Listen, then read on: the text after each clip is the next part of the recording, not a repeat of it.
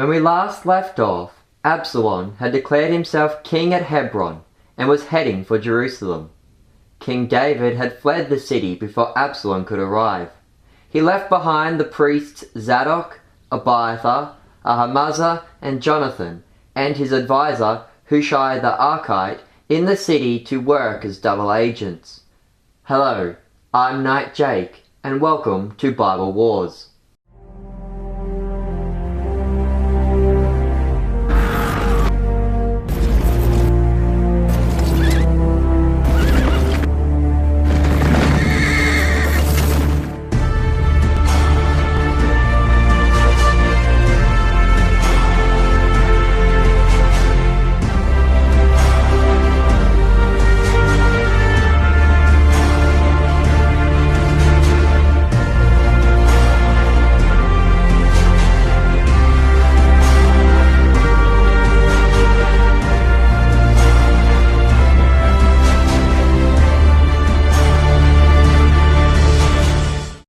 This episode starts in the second book of Samuel, chapter 16, verse 15.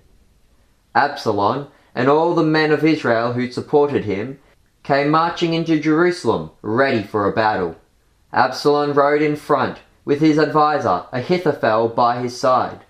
Hushai the Archite came out to meet him, chanting, "Long live the king! Long live the king!" Absalom was suspicious of his welcome. "Why did you not flee Jerusalem with your friend, my father?" Hushai knelt before him and pledged allegiance to Absalom. "The men of Israel have chosen you as king. I shall serve you as I had served your father." Absalom gazed around the empty city, which was now his capital.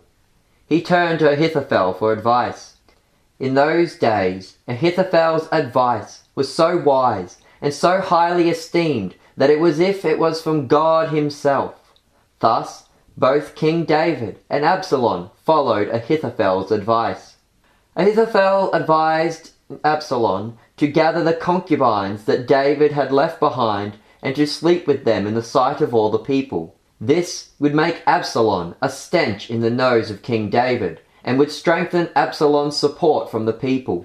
The practice of sleeping with the wives or concubines of the king that you had conquered was a common practice in the ancient world. King David had taken the wives and concubines of King Saul and had slept with them when he seized the throne. This practice was to demonstrate that you had completely conquered the former king, taking his own household from him as well. Henceforth, in this act, Absalom was declaring complete victory over David and officially making Absalom king of all Israel.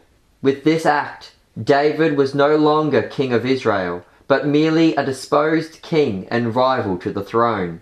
And so they pitched a tent for Absalom on the roof of the palace, in the sight of all the people gathered around. And there, inside the tent, Absalom took the concubines of his father and slept with them.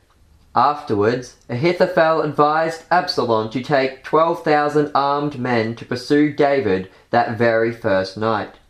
Ahithophel planned to attack David while he was still close by and was weary from travel, and was still disheartened due to Absalom's usurping of the throne. He planned a surprise attack on David, which would throw his camp into panic. Ahithophel planned to strike down only David during the mayhem and to bring back all his supporters. This was a brilliant plan. There would be no easier opportunity to kill David than right now, and by killing only David, Absalom could secure his throne and retain the loyalty of all his supporters. Absalom received his advice favorably, but he decided that he would give Hushai a chance to offer his own advice. Hushai deemed Ahithophel's plan to be rubbish. He said to Absalom, "This time the counsel of Ahithophel is not good.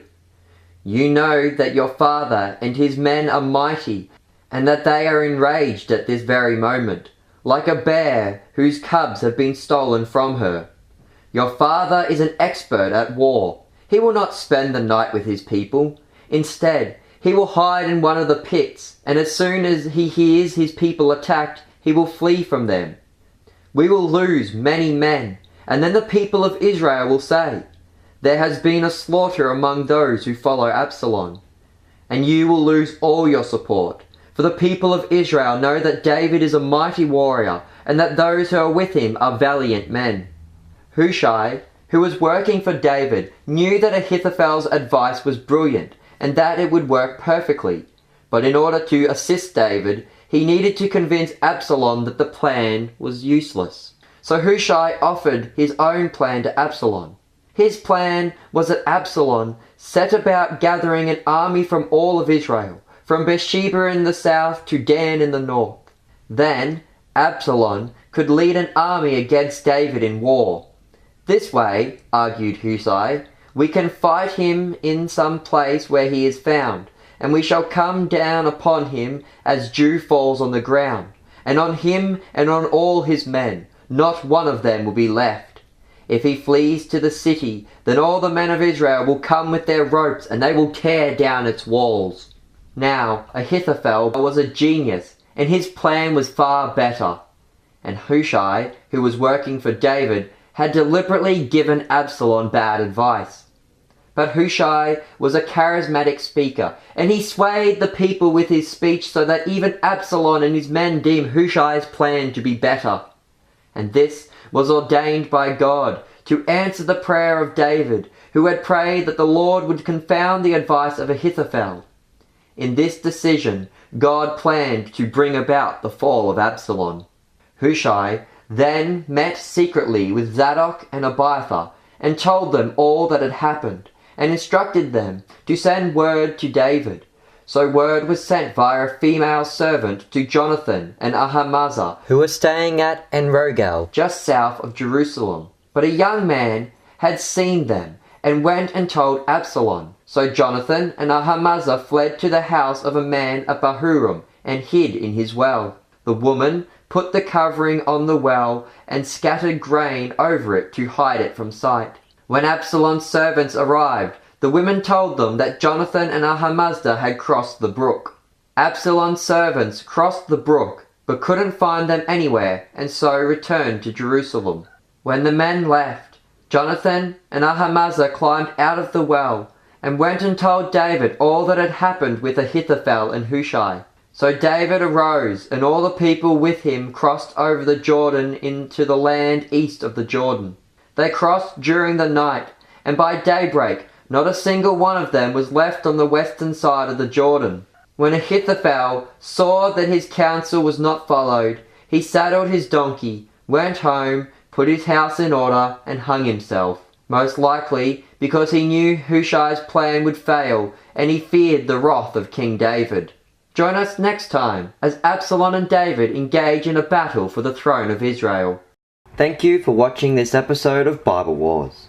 If you enjoy the Bible Wars YouTube series, or any of the other work done by the Order of Knight George, you can support us by going over to our Patreon page. I'll leave a link to our Patreon page in the description below. Goodbye, and God bless.